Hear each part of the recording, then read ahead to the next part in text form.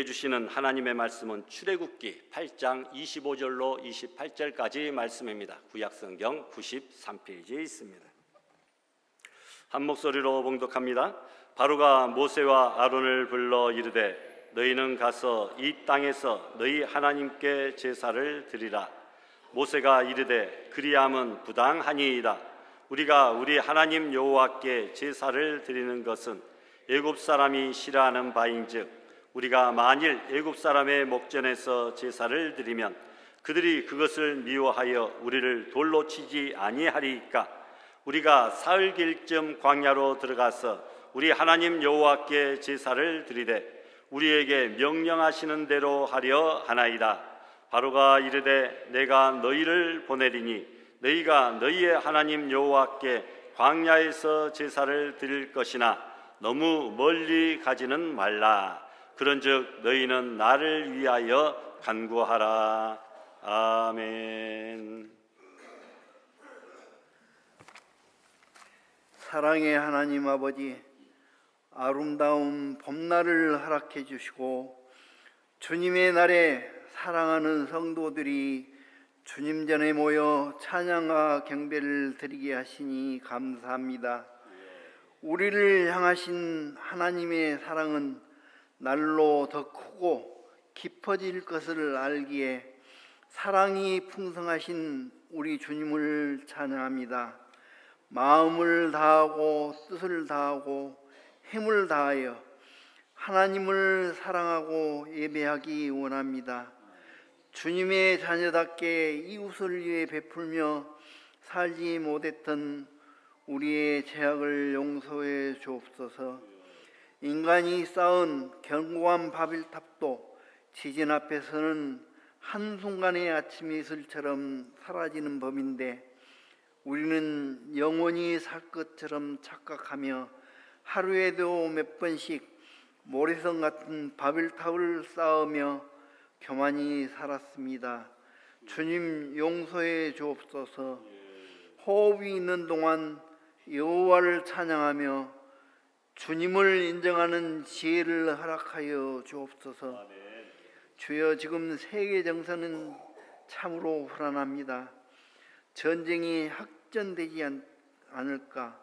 북한도 불안해하며 전쟁 준비에 박차를 가하고 있는 전 세계가 총체적인 경제적인 위기에 휩싸였으며 각 나라마다 힘들다고 길거리로 뛰쳐나와 부르짖는 안타까운 형국입니다.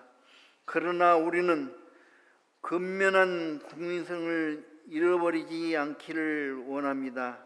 우리나라가 언제나 부지런히 준비되어 어디서 무엇을 하고 있든지 언제나 우리의 중심은 주님을 바라게 하시고 주님이 주시는 위로와 소망과 평안 가운데 거하는 신실한 주의 백성이 다 되게 하여 주옵소서.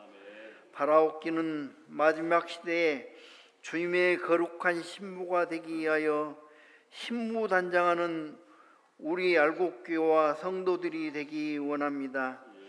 신랑을 맞이하기 위하여 기름등불을 들고 새벽을 깨우며 기다리는 지혜로운 다섯 처녀가 되기를 소원합니다. 하나님 앞에 드려야 될 거룩과 성결을 내어버리는 아둔함이 우리 가운데 없게 하여 주시옵소서. 목사님께서 귀한 말씀을 들고 단위에 서실 때 붙잡아 주시고 성령 충만함을 주셔서 전하시는 말씀을 우리의 마음판에 새겨 말씀이 우리의 영과 육을 변화시키는 놀라운 역사가 일어나게 도와주시옵소서.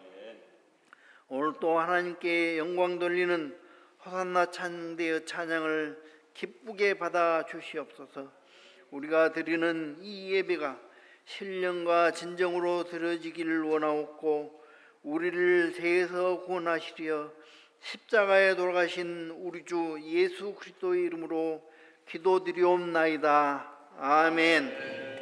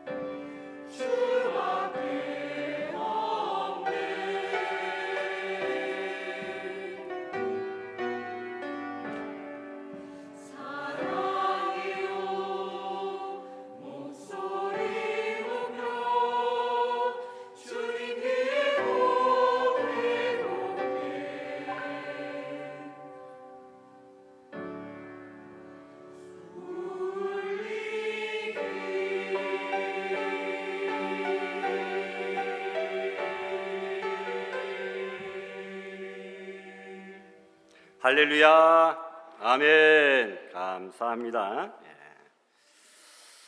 다음 주 또 지나고 4월 5일 부활 칸타타 또 기대가 됩니다. 여러분들도 기도하는 마음으로 또 같이 협력하고 후원해 주시면 감사하겠습니다. 김주은 집사님 어디 있어요? 손 들어 보세요.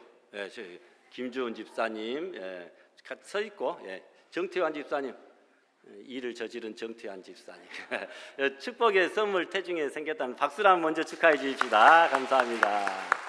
또 박성실 집사님 내일 수술 잘할 수 있도록 박성실 집사님 위해서도 박수해 주시기 바랍니다. 그리고 각자의 가정 또 자녀를 원하는 가정 하나님께서 은혜 가운데 풍성한 복도 축복의 선물도 허락하여 주시길 위하여 또 여러분 기도해 주시면 감사하겠습니다. 또 우리 박 장로님, 우리 자녀되는 박은혜 선생님 쌍둥이 임신 중에 빨리 나오려고 그런다는데 지금 잘 산모가 안정되어서 최대한 정해진 기간 가까이 이르러 출산할 수 있도록 여러분 본교회는 출석하진 않지만 위에서 기도해 주시기를 바랍니다. 오늘 문답당에 참여하실 두 분 오늘 예배 참석하시고 뭐 여러 가지 바쁘고 복잡하고 마음 불편하게 하는 일들도 있었겠지만 이렇게 참석해 주셨어요. 오늘 문답당에 하시는 우리 위성윤 그리고 정수미 강병석 성도님 위해서 박수로 한번 격려해 주시고 미리 축하해 주시기 바랍니다. 감사합니다. 특별히 또 우리 요즘 등록하시고 우리 배영숙 성도님 오늘 4주째 안 빠지고 출석한다는 것이 이게 대단한 하나님의 놀라운 축복이요, 기적이 아닐 수 없거든요. 교회 첫발 내디뎠는데 4주를 안 빠지고 계속 나오세요.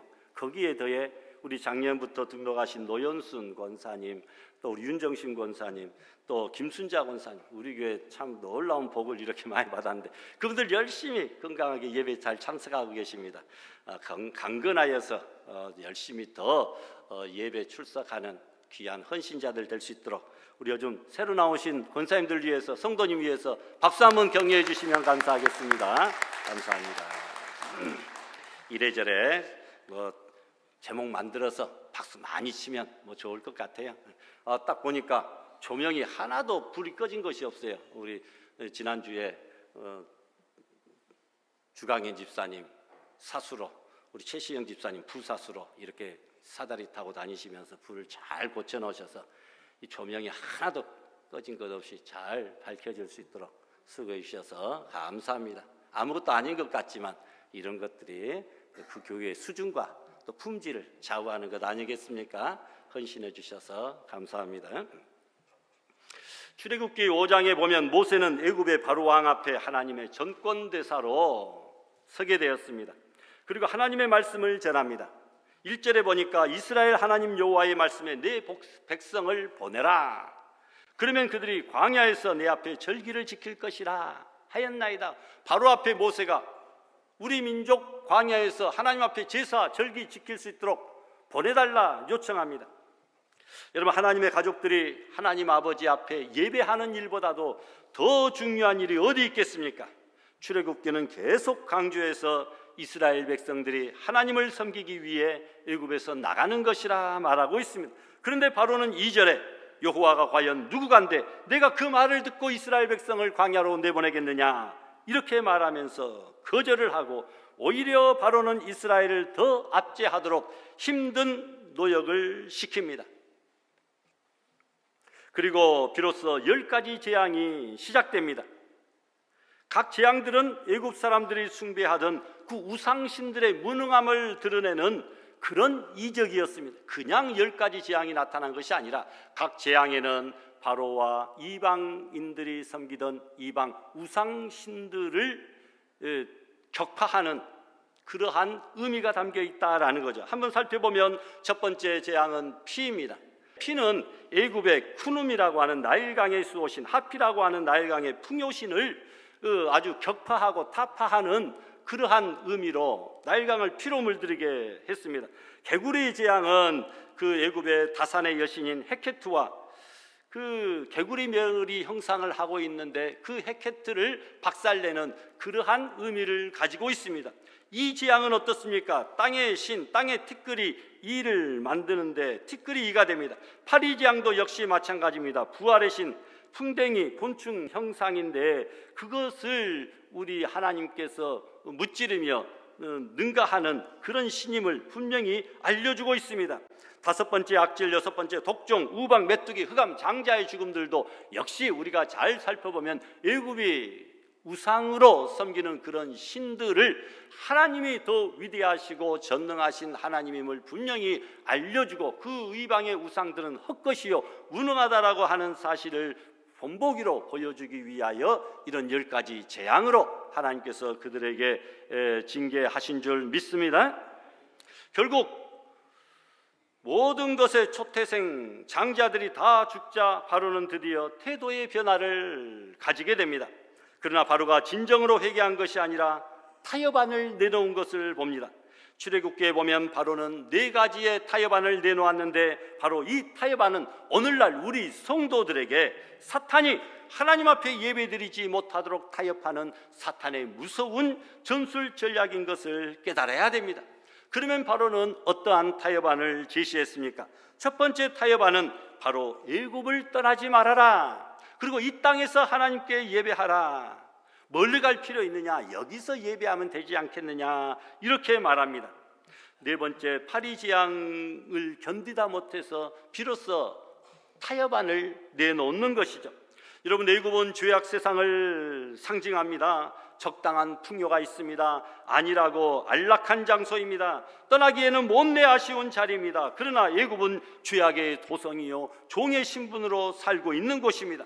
바로는 너희가 하나님께 예배는 드리되 너희의 신분의 본질인 종과 노예라고 하는 사실은 잊지 말아라, 이런 의미겠죠. 다시 말하면 교회는 나가도 좋다. 그런데 너는 세상적인 가치관 그것만은 끝까지 간직하고 살아라. 교회에 간다고 해서 교회의 모든 것에 푹 빠지지 말고 세상에 너를 즐겁게 하고 유익하게 하는 모든 것들이 얼마나 많지 않느냐, 그것들을 즐기면서 살아라, 이런 말이죠. 신앙생활은 하되 세상은 버리지 말라, 이 말입니다. 이 작전이 그리스도인을 유혹하는 사탄의 첫 번째 작전입니다. 교회는 나가라, 예수는 믿어라. 그러나 내가 원래 가지고 있던 세상 속에 속해 있던 그 세상적인 가치관, 그것을 떠나지 말고 내 가치관, 정신, 삶은 세상에 꽉 붙잡아 놓고 말뚝박고 살아라. 겉으로는 형식적으로는 교회에 나가서 예배는 드리는 것처럼 하되 속마음까지는 뺏기지 말아라, 이런 말이겠죠. 형식적으로 하나님을 섬기게 하되 계속적으로 이스라엘 백성들을 자신의 노예로 붙잡아 두고자 했던 바로의 타협안이라는 것입니다. 사탄은 오늘도 변화받지 못한 그리스도인의 목줄을 붙들고 언제든지 자기의 뜻대로 조정하기를 원하고 있다라는 것입니다. 그가 비록 교회에 나오긴 하지만 실제로는 세상과 관계를 끄는 것이 하나도 없는 그런 사람들이 있습니다. 예수님 믿지 않을 때 하던 행동 그대로 다 하게 됩니다. 여전히 세속적인 말과 불신앙의 행동을 합니다. 그래서 육의 본능에 휩싸이게 되고 세상과 타협하게 되고 공중의 권세 잡은 사탄 마귀에게 복종하게 됩니다. 그래서 세상 즐거움을 끊어버리지 못하고 언제나 세상의 말뚝을 쳐놓고 줄을 묶어서 그 주변을 뺑뺑 맴돌게 만드는 것이죠. 여러분, 신앙을 가지면 세상의 즐거움이 희생되어야 할 때가 많습니다. 다시 말해서 애굽에서 광야로 나가면, 이런 광야는 자유가 있을지 모르지만 그러나 광야는 정말로 살기 힘든 삭막한 곳입니다. 광야는 육적 즐거움이 없습니다. 광야는 항상 부족한 것밖에 없습니다. 불편합니다. 신앙생활의 초기에는 예수님 믿는 것이 지루하고 딱딱하게 여겨집니다. 그래서 많은 사람들이 세상이 주는 즐거움을 택하게 되고, 그래서 애굽과 같은 세상을 떠나지 못합니다. 이것을 누구보다도 더 잘 아는 사탄 마귀는 그것을 믿기로 성도들의 영혼의 목을 조여오고 있다라는 것이죠. 그런 사람은 교회에 다니는 사람은 되지만 참된 성도와 신자가 될 수는 없습니다.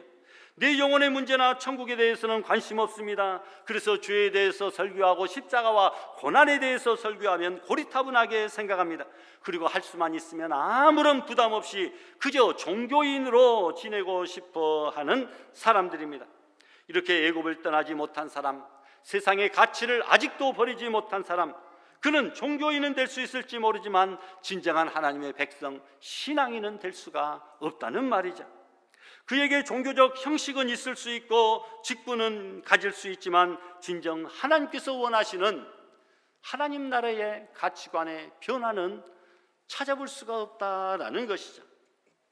지금도 사탄은 아무런 부담 없이 종교인으로 지내다 보면 구원도 받고 그러다 죽으면 천국도 갈 거라고 우리를 속입니다. 이것이 바로 바로왕의 첫 번째 타협안입니다.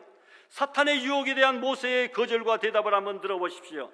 26절에 보니까 모세가 이르되 그리함은 부당하니이다. 안 됩니다. 우리가 사흘길쯤 광야로 들어가서 우리 하나님 여호와께 제사를 드리겠나이다. 여러분, 그것은 불가합니다. 신앙에 타협이 있을 수는 없습니다 라고 지금 말하고 있는 것입니다. 여러분, 사탄 마귀에게 조그만 틈과 여지를 내어주고 남겨두면 그 전체를 장악하려고 할 것입니다. 그래서 사탄에게 항구를 내어주면 그 도시와 나라를 집어삼킨다라고 하는 서양 속담도 있습니다. 여러분, 애굽 사람은 짐승을 섬기는 사람인데 우리는 그 짐승을 잡아서 하나님 앞에 제사하는 사람들 아닙니까? 이스라엘 백성들이 그런 백성이라는 것입니다.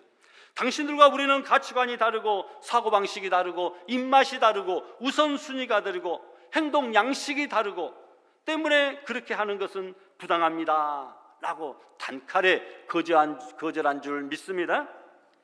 사탄은 우리들에게 변화받지 않고도 구원받을 수 있다 라고 말할 때 노, 아니다, 그리함은 부당하다 우리가 외칠 수 있어야 됩니다. 사탄은 우리에게 세상도 즐기고 신앙도 즐기라 이렇게 말할 때 안 돼, 노 하면서 그리함은 부당하다 라고 모세처럼 외쳐야 될 줄로 믿습니다.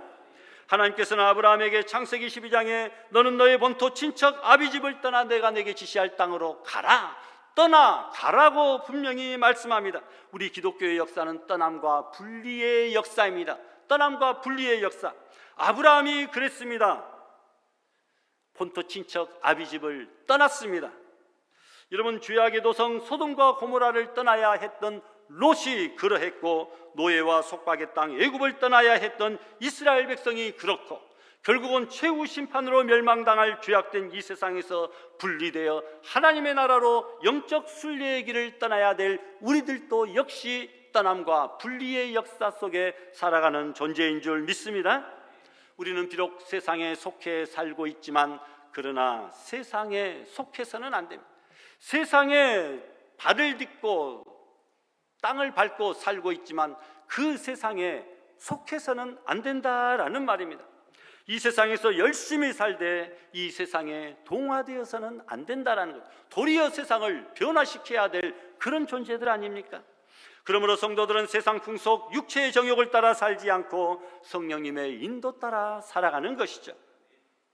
절대로 애굽에서는 하나님을 제대로 섬길 수 없습니다. 오늘 본문에도 보니까 너희들은 우상을 숭배하는 민족인즉 우리가 이곳에서 예배를 드리면 너희가 돌로 쳐 죽이지 않겠느냐, 이렇게 모세가 대답을 하고 있습니다. 여러분, 교회라고 하는 의미는 에클레시아인데 밖으로 불러내었다, 세상에서 밖으로 불러내었다, 이것이 바로 교회의 원뜻입니다. 성도라는 의미도 구별된 무리, 구별되었다, 이런 말이 있습니다. 교회라는 말도 성도라는 말도 구별과 관계가 있는 단어들입니다. 예배는 드리고 있지만 아직도 세속적 가치관에 매여서 날마다 제자리를 만들고 있지는 않습니까? 오늘 이 시간 우리를 묶고 있는 세상의 세속의 말뚝과 그 줄을 예수님의 이름으로 단칼에 끊어버리시고 정말 세상과 세상 사람들과 구별되게 살아가는 복된 성도들이 되시기를 주님의 이름으로 부탁합니다. 모세가 거절하자 바로가 한 발 물러나며 이제 두 번째 타협안을 내놓습니다. 좋다. 애굽에서 나가서 예배를 드리기는 드리되 뭐라고 이야기합니까? 너무 멀리는 가지 마라. 하나님을 섬기러 가는 것은 좋다. 그것까지 내가 인정해 줄게. 그런데 너무 멀리는 가지 마라. 이렇게 말합니다. 언제든 마음이 바뀌면 다시 붙잡아 오거나 자기의 군사를 보내어 잡아올 통제권 아래에 두겠다라고 하는 속셈이죠. 오늘날 사탄은 똑같은 타협안을 제시합니다. 그래 좋다, 너도 예수 믿어라. 그러나 너무 유별나게 믿지는 말아라. 이렇게 이야기합니다. 세상을 떠나기는 하되 너무 멀리 떠나지 말고 언제든지 뒤돌아서서 돌아올 수 있는 거리 그 정도에서만 교회를 다녀라. 신앙생활해라. 너무 열성분자처럼 믿지는 말아라. 예수쟁이 티내고 예수 믿는 거 꼴불견이더라. 예수 믿는다고 하루아침에 술 담배 끊고 주일날 가게 문 닫고 예배 시간마다 은혜 받았다고 질질 짜고 비전 예배 수요 예배 거기다가 더해서 기도회 전도회 목장 모임까지 그렇게 별스럽게 믿지 말아라. 꼭 그렇게 별나게 예수님 믿어야 될 필요가 어디 있느냐. 교회는 다니되 너무 티내지 말고 열심내지 말아라. 이것이 사탄의 유혹입니다. 그래서 여러분, 이 두 번째 유혹에 넘어가서 오늘날도 교회는 다니기는 다니되 세상에서 떠나 교회를 다니기는 다니되 열심을 내지 않냐고, 너무 티내지 않냐고, 너무 깊게 들어가지 않냐고, 살짝살짝 가까운 곳에서 언제든지 세상으로 되돌아갈 수 있는 그런 지근거리에서 신앙생활하는 안타까운 성도들도 많은 것을 보게 됩니다. 여러분, 이것은 사탄의 유혹입니다. 사실 꼭 이렇게 열정적으로 열심히 믿어야만 구원 얻는 것은 아니죠. 그러나 미지근하게 신앙생활하는 것은 대단히 위험합니다. 오히려 전진하기는커녕 뒤로 물러가다가 소리소문도 없이 믿음의 길에서 이탈하여 도로 세상으로 백홈해버리는, 꼬백해버리는, 여러분, 그런 사람들이 우리 주변에 얼마나 많습니까? 신앙은 전진 아니면 퇴보입니다. 중간이 있을 수가 없습니다. 멈춰서는 그 순간 퇴보의 시작이 되는 줄로 믿습니다. 이런 마귀는 세상에서 우리를 교회로 풀어주는 듯한 유화정책을 쓰지만 자신이 붙들고 있는 그 고삐만큼은 놓지 않으려고 몸부림을 칩니다. 이럴 때일수록 우리는 더욱 단호해야 됩니다. 사탄아, 내 말을 듣는 것과 하나님의 말씀을 듣는 것, 어느 것이 옳은지 내가 한번 판단해봐라. 하나님은 우리에게 마지막 때가 될수록 더욱더 모이게 힘쓰라고 말씀하고 있습니다. 우리는 마귀와 세상과 타협하여 살 수 없습니다. 왜 그렇습니까? 왜 우리가 여러분 이 세상을 살아가는데 피곤합니까? 하나님 비위 한 분만 맞추면 되는데 세상 비위도 맞추고 하나님 비위도 맞추려다 보니까 이 세상을 살아가는 우리가 피곤한 것 아니겠습니까? 그냥 하나님만 바라보시고 하나님 비위만 맞추면 안 됩니까? 한 발은 세상에 다른 한 발은 교회에 두고 사니까 여러분 그 가랑이가 찢어지는 것이죠.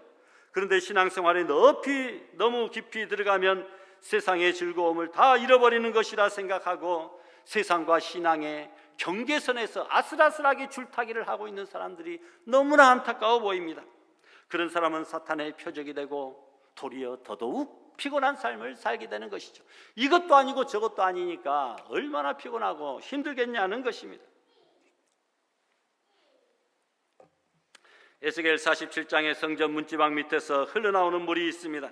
그 물이 흘러감에 따라 발목에 이르고 무릎에 오르고 허리에 오르고 물이 건너지 못할 큰 강이 되어 헤엄을 쳐야만 했습니다.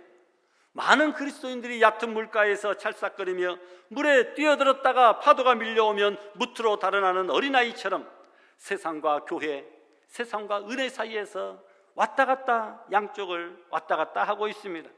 그러나 저들에게는 생동력도 변화도 믿음도 말씀도 기적도 기대할 수도 찾아볼 수도 없는 줄 믿습니다.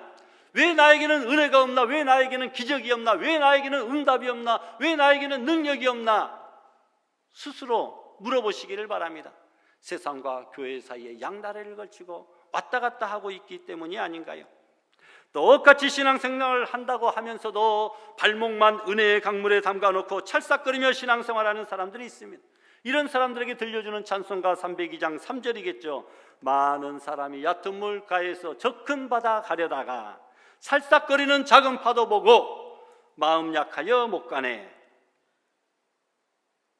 은혜의 강물에 좀 들어가려다 보니까 찰싹거리는 작은 파도 보고 마음 졸이고 약하여서 그 은혜의 강물에 온전히 잠기지 못하는 안타까운 신앙인들.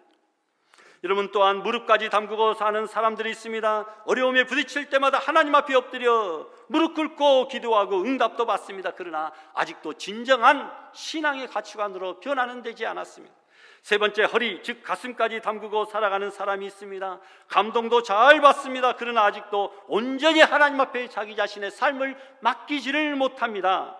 그런데 마지막에 온몸을 하나님의 은혜의 강물에 온전히 맡기고 담궈놓고 살아가는 사람들, 바로 이런 사람들을 우리는 진정한 그리스도인이라, 성령으로 사는 사람이라, 이렇게 우리는 부릅니다. 마귀가 오늘 또 속삭입니다. 너무 멀리 가지 말아라. 가기는 가되 가까운 데서 내가 밥 먹여주고 내가 집 주고 내가 옷 입혀주는 거야. 광야에서 너가 어떻게 살아? 예수가 밥 먹여주냐? 교회에 가서 예배는만 드리고 사는 것은 그냥 세상식으로, 세상 방식으로 이곳에서 우리와 함께 살면 되는 거야. 너무 혼자 열심히 티내지 말고 흥분하지 말아라. 우리에게 사탄이 유혹합니다. 바로 여기서 우리 그리스도인들이 무력해집니다. 한국교회가 왜 이렇게 무력합니까? 예수님을 믿되 온전히 맡기지 못하고 멀리 가지 않으려고 하는 사람들로 교회가 넘쳐나고 있기 때문이 아닐까요? 왜 교회가 세상을 바꾸지 못합니까? 너무 멀리 가지 말으라고 하는 바로의 타협에 넘어갔기 때문은 아닌가요?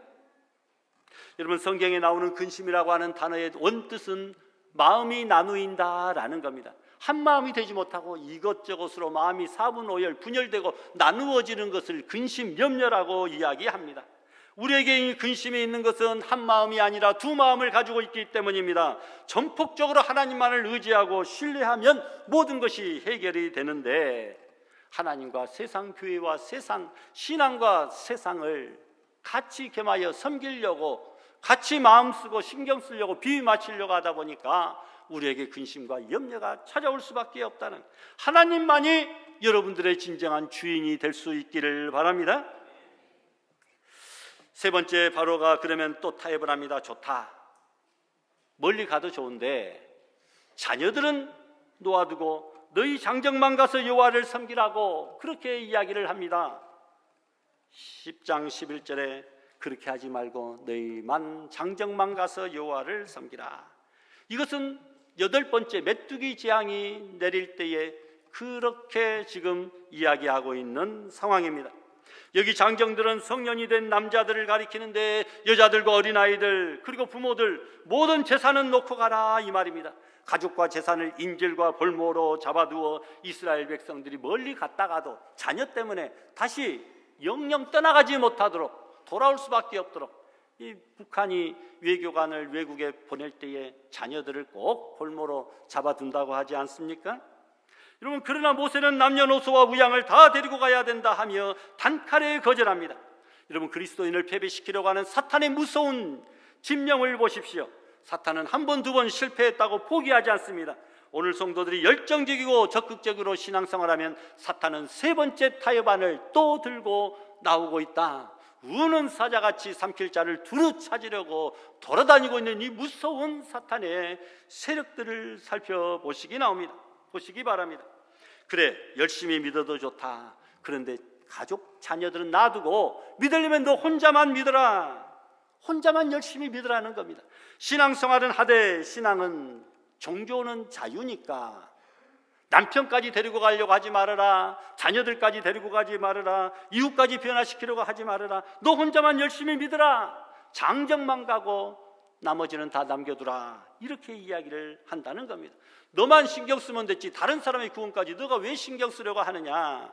종교의 자유가 있는데 사탄이 유혹합니다.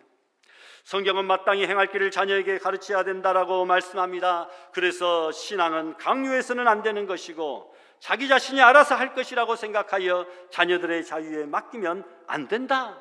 마땅히 행할 길을 자녀에게 가르치라고, 강제적으로라도 가르치라. 매를 때려서라도 손을 비틀고서라도 데리고 나와라, 가르치라고 분명히 말씀하고 있습니다. 각자의 자유의 신앙에 맡기면 안 되는 것이죠. 왜냐하면 사람들은 그 본성부터가 타락된 그 본성을 가지고 있기 때문입니다. 양심의 화인 맞은 그런 존재라는 것이죠.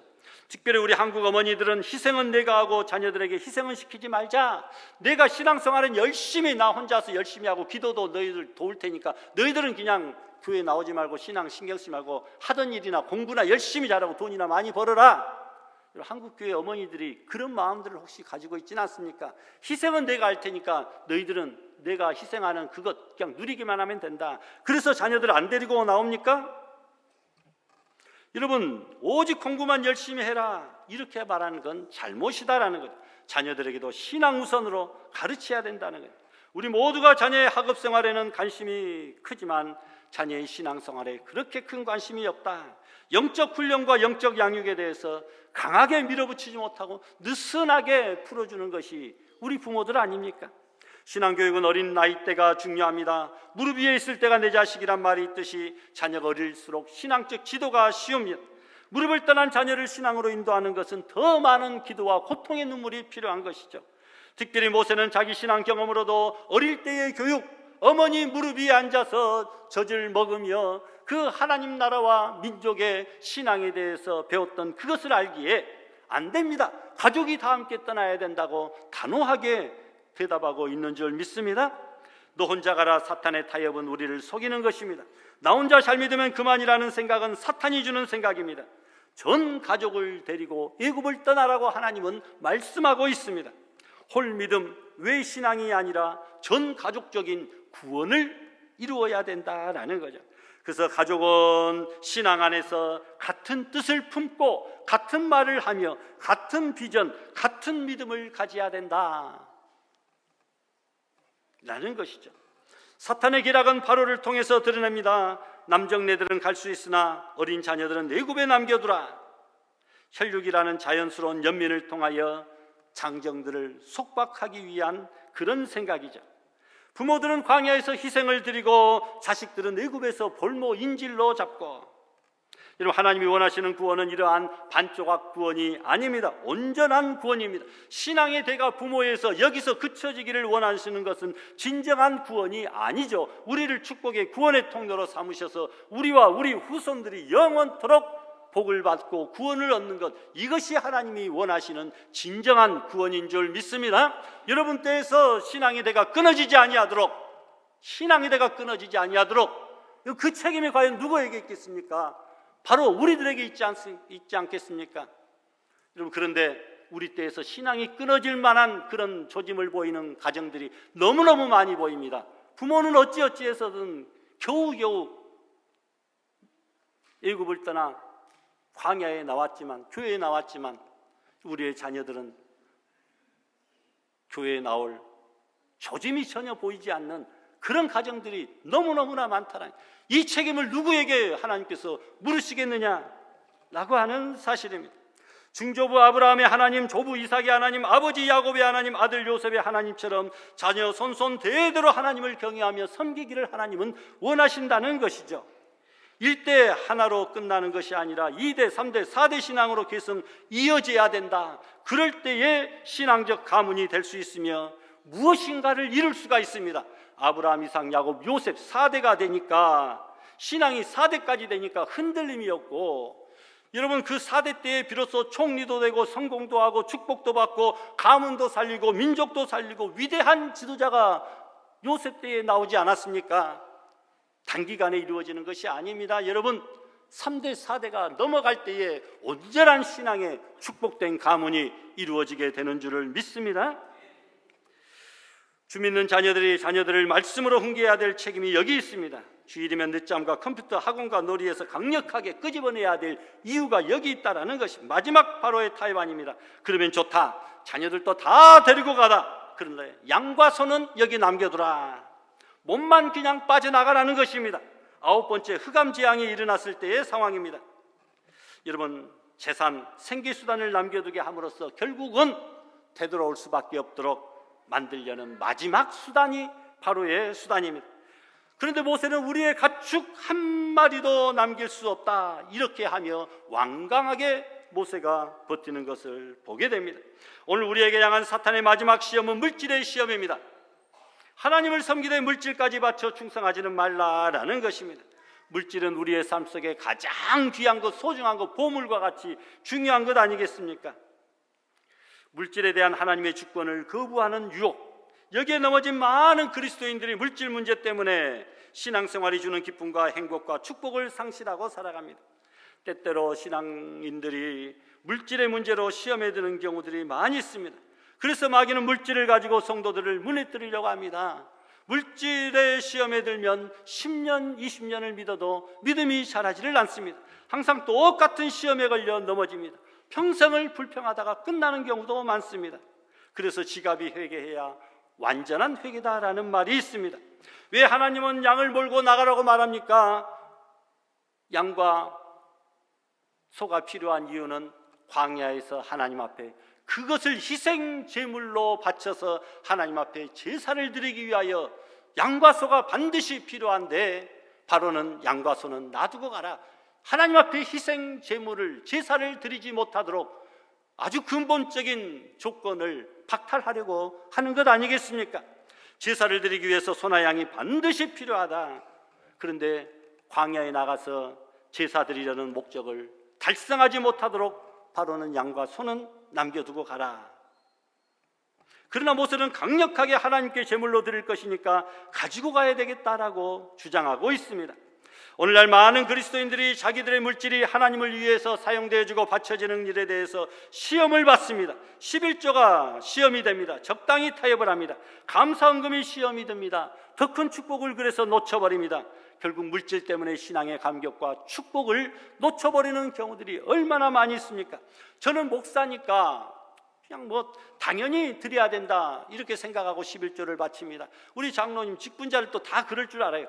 그런데 여러분, 제가 어떻게 보면은 저분이 이렇게 많은 11조의 물질을 주님 앞에 바치려고 할 때 섭섭하고 또 좀 아까운 그런 마음이 들지 않을까? 야, 참 대단한 믿음이다. 이 귀한 물질 11조를 하나님 앞에 드리는구나. 내가 그분을 잘못 봤을 수도 있겠다. 야, 대단한 믿음이구나. 이런 목사는 목사니까, 직분자니까, 교회에서 생활비 받으니까 그것 11조 드린다고 해요. 여러분, 성도들이 하나님 앞에 11조를 바치는 거, 이것 대단히 큰 믿음이다. 대단히 11조를 바치는 믿음이면 이미 완성된 믿음이다. 저는 그렇게 생각합니다. 그런데 여러분 40만 원, 50만 원 그 세상에서 쓰려면 가전제품 조그만 거 하나 살 수도 있고, 자녀에게 누구에게 큰 선물 하나 줄 수도 있는 큰 돈 아니겠습니까? 그런데 그것을 가지고 하나님 앞에 아낌없이 11조 예물을 봉헌한다. 저는 큰 믿음이라고 생각해요. 여러분, 물질로 인하여 시험당하고 망하는 경우들이 얼마나 많습니까? 왜 하나님께서는 11조를 바치라고 하십니까? 다 우리들 써라고 줄 수 있지만 물질의 주인이 누구인가를 분명히 깨닫도록 하기 위하여 11조를 바치라. 여러분, 어떤 교회 이야기하지 않았습니까? 52주 주차장 다 쓰는데 한 주만 쓰지 말으라 하니까 사람들이 불평했다고 하잖아요. 목사님이 가서 한 주도 씁시다, 왜 못 쓰게 합니까? 했더니 그래야 성도들이 이 땅의 주차장의 원 주인이 누구인지를 알 것 아니겠습니까? 라고 말했다고 하는 그 예화를 제가 수요밤에 한번 드렸습니다. 여러분, 주일 성수, 시간의 주인이 누구인지를 알도록 하기 위하여 주일 성수하라. 일주일에 하루는 바치라는 것이죠. 에덴 동산의 모든 것 다 우리에게 주셨지만 선악과 하나 따먹지 말라고 한 것은 이 땅의 물질의 주인이 과연 누구인가라는 것을 분명히 알도록 하기 위한 하나님의 놀라운 배려요 축복인데도 불구하고 그것 하나 왜 우리에게 못하게 합니까? 왜 달라고 합니까? 그것 때문에 시험 드는 자들은 에덴 동산에서 추방되고 죽음이 임하게 되었다라고 하는 사실입니다. 말씀을 맺습니다. 4번의 타협안을 제시하는데, 여러분, 우리가 신앙생활할 때 거쳐가는 그 과정이다라는 거죠. 우리가 처음으로 신앙생활할 때 최초의 다짐은 무엇입니까? 내가 신앙생활은 하되 세상은 버리지 않겠다라는 것 아닙니까? 그 다음, 내가 세상을 떠나기는 하되 멀리 깊이 교회에 빠지진 않겠다, 이 말 아닙니까? 그 다음에 내가 하나님을 가까이 하기는 하되 온전히 마음까지 바치지는 않겠다라고 하는 다짐입니다. 그 다음에 마지막으로 마음은 드리기는 하되 죽도록 충성은 하지 않겠다, 이런 마음입니다. 그러나 여러분, 마지막에 우리가 하나님을 죽기까지 사랑하며 충성하겠다고 하는 그런 다짐과 고백들이 있어질 수 있기를 바랍니다. 아직도 사탄에게 묶여있는 말뚝, 헌신의 삶을 살지 못하도록 동여맨 줄이 있다고 한다면, 전 가족적인 구원을 가로막는 사탄의 유혹과 속임수가 있다고 한다면, 과감하게 끊어버리시고 하나님께 영광 돌리는 복된 성도들이 다 될 수 있기를 주님의 이름으로 축원합니다.